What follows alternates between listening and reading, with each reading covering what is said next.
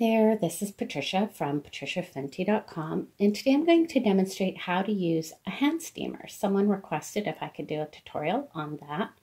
So you can use any hand steamer you like. This is a Conair, and they'll all be pretty much the same in that they'll have a water reservoir, a power button, electric cord, and where the steam comes out.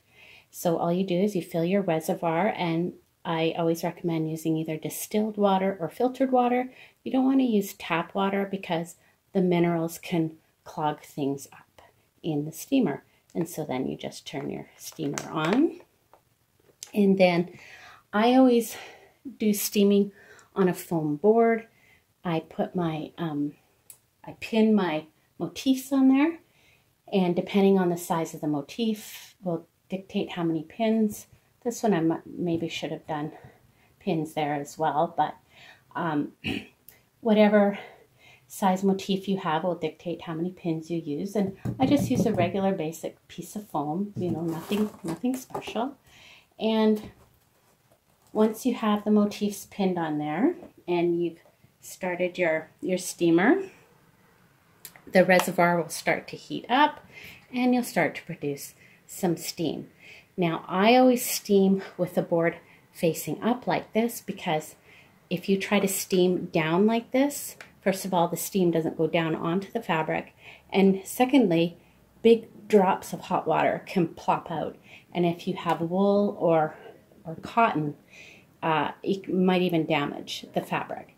So once it's steaming nicely, then you just basically run the hand steamer about an inch away from your motifs and just slowly go up and down, steaming the motifs. You don't want to go any closer or touch the fabric directly with the steam because it's very hot and it can scald the fabric or the yarn. And especially synthetic fibers, they're really susceptible to scalding. So you just want to gently steam like that. And then I just do a little bit of hand pressing and shaping, and I'll just turn the steamer off.